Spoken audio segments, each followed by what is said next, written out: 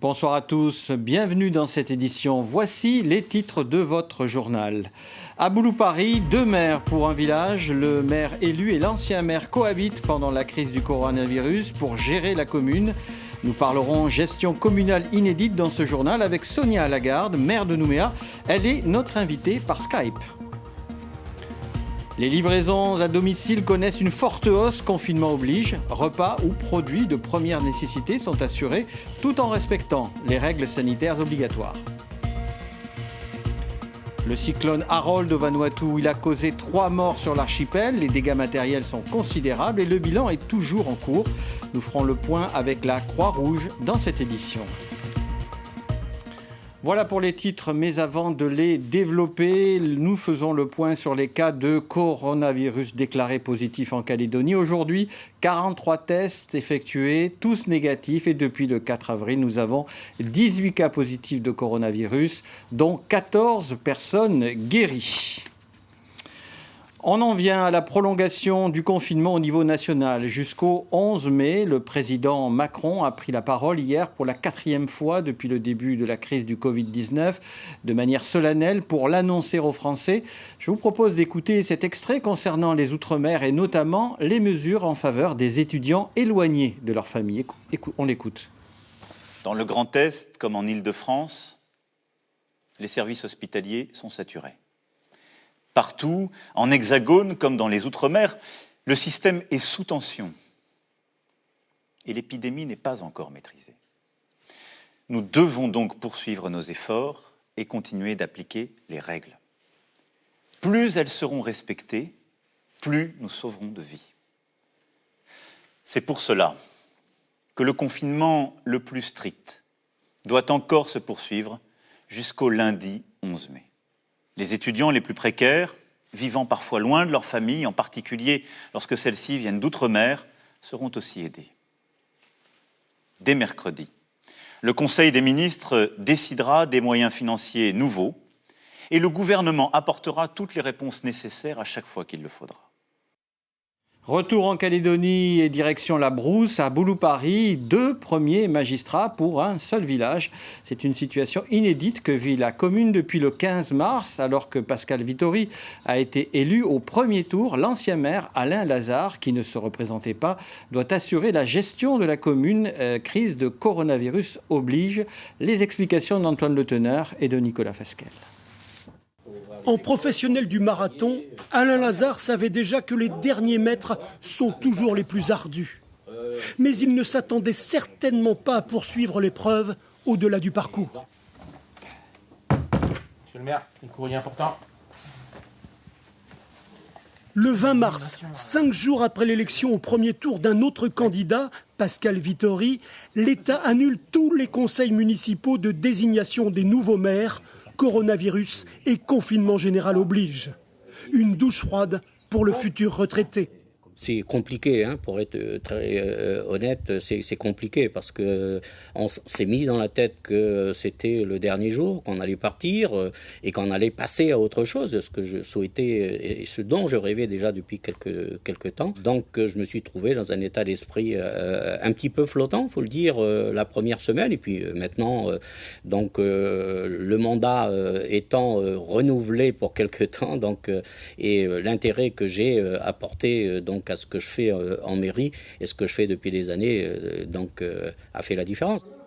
3 semaines déjà que la mairie fonctionne repliée sur elle-même, mais toujours présente pour les actes administratifs et la gestion communale. À quelques kilomètres de là, le nouveau maire élu à 54% a rangé son matériel de propagande. Très présent sur Internet pour répondre aux attentes des administrés, il souhaiterait pouvoir enfin passer à l'action.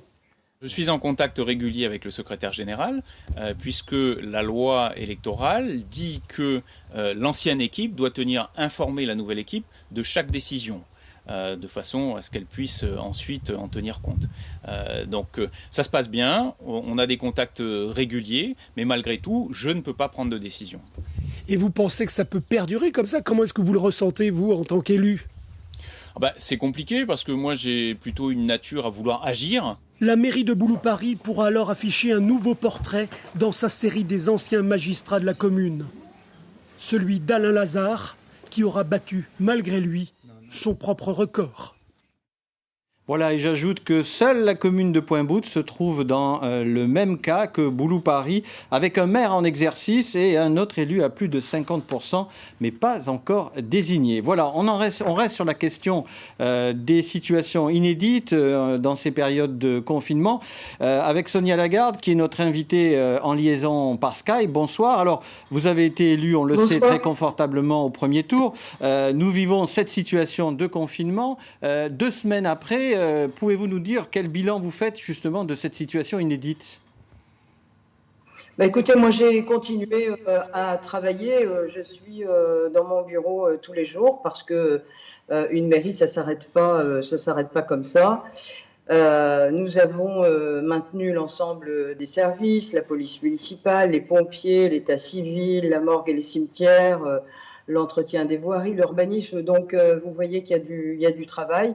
Donc voilà, moi je suis là, mais un petit mot aussi sur le service des finances, parce que, eh bien, quand je dis qu'une mairie, ça continue à fonctionner, alors bien sûr qu'on a le service des finances, parce qu'il faut payer, et ça c'est important, les entreprises qui aujourd'hui sur le plan économique, tout le monde souffre, alors il faut continuer à les payer, bien évidemment, parce qu'elles ont travaillé pour la commune. Et en termes d'organisation interne, vous avez mis en place du chômage partiel, vous avez mis en place du télétravail ? Alors le télétravail fonctionne bien évidemment. En présentiel, tous les jours, nous avons 200 personnes sur les 1600 agents que compte la commune. Au total, avec ceux qui se relaient, ça fait à peu près 600 personnes. Donc oui, ça fonctionne. On n'est pas encore sur des congés que doivent prendre les agents. On a jusqu'à la fin de la semaine, et donc on pense qu'il y aura un déconfinement à ce moment-là, et donc on avisera. Mais nous avons beaucoup de bonne volonté en mairie pour travailler. Et que pensez-vous, Sonia Lagarde, du civisme des Nouméens ? Est-ce que, selon vous, ils se plient correctement aux mesures qui sont mises en place ? Oui, il me semble, je ne vous ai pas très bien entendu, mais il me semble que vous m'avez posé la question sur les Nouméens. Oui, sur les Nouméens et sur le... C'est bien ça ? C'est ça, et leur civisme. Oui, alors une grosse majorité d'entre eux respectent le confinement. Et puis vous avez toujours une minorité qui ne se plie pas véritablement aux règles. Mais on a une police municipale qui est très efficace. On a à peu près entre 80 et 100 agents H24. Et donc, ceux qui circulent et qui n'ont pas le papier ou l'attestation de dérogation sont systématiquement verbalisés. Un chiffre qui va vous intéresser, on a aujourd'hui 1500 amendes, rien que pour la police municipale. Mais de manière générale, les Nouméens ont bien compris qu'il fallait rester confinés, et ça se passe plutôt bien, on respecte les règles. Sonia Lagarde, merci beaucoup pour avoir accepté cette liaison par Skype. Merci à vous. Au chapitre économique à présent, le boom des livraisons à domicile. C'est un moyen efficace pour limiter ces déplacements, livraison de repas ou de produits de première nécessité. Les entreprises de livraison se sont adaptées en raison du confinement. Bernard Lassos et Christian Favnec. 10 heures ce matin dans cette entreprise de service à la personne. C'est l'heure d'un premier briefing pour les commandes du jour. On va commencer par le 7e kilomètre du coup. On va voir avec Corinne si elle est disponible. C'est bon, on l'appelle. Oui Corinne, c'est Véro. Excuse-moi de te déranger. On a besoin de toi pour faire des petites courses pour une dame. Tu l'as déjà eu la semaine dernière en fait. Écoute, dès que tu peux venir avec la voiture de service, c'est pour 10h30, ça serait bien. Avec les nécessités du confinement, les prestations de la société ont dû évoluer. Moins d'aide à domicile. En revanche, de nouveaux services sont proposés. Aujourd'hui, on propose notre service à tout le monde, toutes les personnes, tous les Calédoniens, pour leur permettre de rester à domicile, notamment pour qu'on aille faire leurs courses à leur place, dans leur magasin habituel. Donc ils nous transmettent leur liste de courses et on va à leur place faire leurs courses avec les auxiliaires de vie, l'équipement nécessaire, les gestes de barrière à appliquer pour que tout le monde puisse être en sécurité.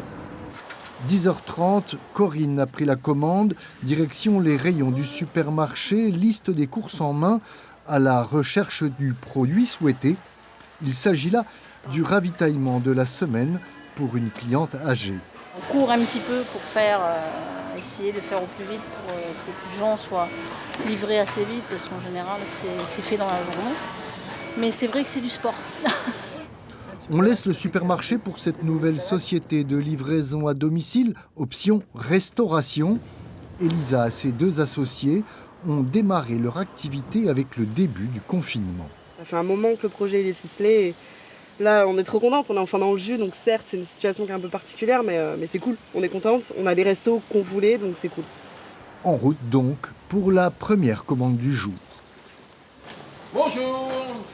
Pas vraiment le temps de se rôder qu'il faut s'approprier la fonction avec la très drastique sécurité sanitaire voulue par l'épidémie de Covid-19. On s'est renseigné sur ce qui se faisait en France, donc on a regardé un peu comment eux ils s'adaptaient et il y a eu tout un guide qui a été fait par le gouvernement justement pour toutes les livraisons de repas à domicile. Donc nous on l'a prise et on l'a inculquée dans tous nos contrats, donc ça se gère plus ou moins on va dire en adéquation avec nos restaurateurs. Ok, ça marche. Elle travaille pour une dizaine de restaurateurs qui maintiennent leur activité et pour lesquels ce service tombe à pic. Depuis maintenant 3 semaines où effectivement le confinement a lieu, on travaille donc avec Filmi depuis le début. C'est vrai que c'est vraiment un plus. Reste plus qu'à livrer dans un quartier de la ville. Pour le client en télétravail à domicile, c'est apparemment la solution idéale. Le mieux qu'on puisse trouver, je pense. Oui, nous on commande et puis c'est bon. On a eu 20 minutes de délai pour avoir notre bouffe, donc ça fait plaisir. Vous faites ça au quotidien ? Non, c'est la première fois qu'on le fait. Retour au supermarché, on retrouve Corinne à la caisse. Temps des courses, 1 heure, attente comprise. Il ne reste plus qu'à se rendre à l'adresse de livraison du côté du 7e kilomètre où la cliente, confinée comme il se doit, réceptionne son ravitaillement hebdomadaire. En bref, le point de presse du gouvernement cet après-midi avec une information concernant la date de dépôt des déclarations de revenus sous format papier. Elle est reportée au 30 avril minuit au lieu du 15 avril. La télédéclaration reste valable pour le 19 mai en ce qui concerne les Nouméens et le 26 mai pour tous les autres.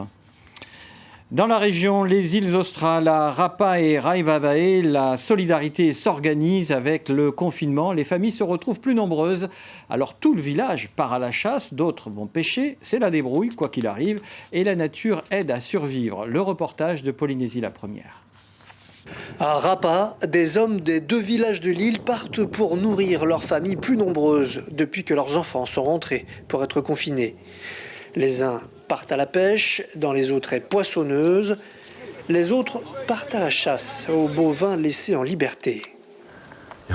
Nous sommes dans une situation exceptionnelle. Tout le village est allé à la chasse aux bœufs. Et cela dans le but de nourrir nos enfants qui sont confinés à l'école et dans une salle adjacente. À Raivavae, le tourisme est la principale source de revenus pour la plupart des familles. Sans avion, toute l'activité de l'île est en sommeil, comme l'artisanat. Il n'y a plus de rentrée financière, mais les artisanes gardent espoir et continuent de pratiquer leur passion. En ce moment, on rencontre des difficultés parce qu'il n'y a pas de touristes en ce moment qui viennent chez nous. Mais je ne baisse pas les bras. Je continue à travailler sur l'artisanat jusqu'à ce que le confinement soit ouvert. La commune fonctionne avec le minimum de personnel, comme les services de l'équipement ou l'infirmerie. Mais l'entreprise de construction Yves Tehu continue de fonctionner grâce à une commande de matériel reçue le 28 mars. 7 maisons OPH doivent être bâties dans les délais prévus. Aussi, Yves a embauché des jeunes en couple et vivant dans des familles sans revenus réguliers. J'ai embauché une seule personne avec de l'expérience. Elle surveille et conseille les jeunes recrues. C'est vrai qu'il n'y a pas de travail à Raivavae. Alors, j'ai favorisé l'embauche des jeunes, car ils apprennent vite, et puis pour aider leurs familles qui ne disposent pas d'un revenu régulier. Aux Australes, on se débrouille, comme toujours. Si la vie moderne a apporté des vivres depuis l'extérieur, les habitants n'ont pas pour autant oublié la solidarité, ni comment exploiter la nature pour survivre en cas d'isolement. Dans la région toujours, le cyclone Harold au Vanuatu. Une semaine après son passage, le bilan est toujours en cours. Si on déplore au moins 4 morts sur l'archipel, les dégâts matériels sont considérables. Jacqueline de Galande, secrétaire générale de la Croix-Rouge au Vanuatu, estime que ces effets sont aussi lourds que pour le cyclone Pam en 2005. On l'écoute interrogée par Isabelle Braoué. Dans les zones touchées, je dirais que c'est catastrophique. Si nous pouvons parler déjà de la province de Sanma où se trouve Luganville, actuellement, et suivant les premières constatations qui ont été faites, il y a à peu près 80 à 90% de la population qui a perdu leurs habitations. Les dommages sur les publics sont sérieux. On estime à 60% les écoles qui ont été détruites, 20% des centres médicaux. Perdu tout ce qui est jardin, donc qui dit jardin au Vanuatu dit alimentation. Il n'y a plus d'eau potable, c'est tout contaminé. L'île de Pankot, elle a été touchée aux 3/4, c'est-à-dire du sud jusqu'un peu plus haut que le centre. Nous avons une équipe de la Croix-Rouge qui est partie vendredi soir par bateau avec de l'équipement et qui ont déjà commencé à nous envoyer leur rapport.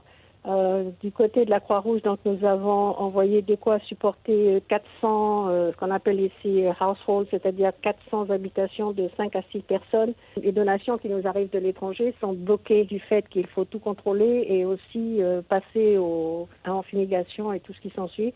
Enfin, toutes les mesures de protection. L'Australie et la Nouvelle-Zélande nous ont envoyé des secours, mais là aussi c'est très compliqué. Donc, comme on a toujours nos frontières qui sont fermées, ça demande, administrativement, ça prend beaucoup de temps. Et j'ajoute qu'un avion militaire des FANC, les Forces armées de Nouvelle-Calédonie, partira demain au Vanuatu pour apporter de l'aide humanitaire. Pour finir, en chanson et en poésie avec ces artistes de rue qui tordent le cou au Covid-19 par leur création. C'est une opération de la FOL. Elle a commencé aujourd'hui et se prolongera jusqu'à dimanche. Tour à tour, des prestations artistiques se dérouleront dans les quartiers nord de Nouméa. Sur ces images de Cédric Michaud, on reconnaît Sylvain Lornier, conteur, ici sur la place Constantine, à la vallée du Tir de Nouméa. Voilà, eh bien, pour l'actualité locale, c'est fini. L'information se poursuit sur notre site internet www.lapremière.nc et en radio également, dès 6h30. Merci de votre fidélité. Demain, ce sera Thérèse Ouaya qui aura le plaisir de vous informer. Et pour se quitter, eh bien, on reste en musique. On retrouve nos artistes itinérants pour briser la morosité du Covid-19. Cette fois, nous écoutons Benoît Bujon, alias Ben de Rue. Il a choisi l'accordéon pour enchanter et égayer le quotidien des habitants. Belle soirée à vous.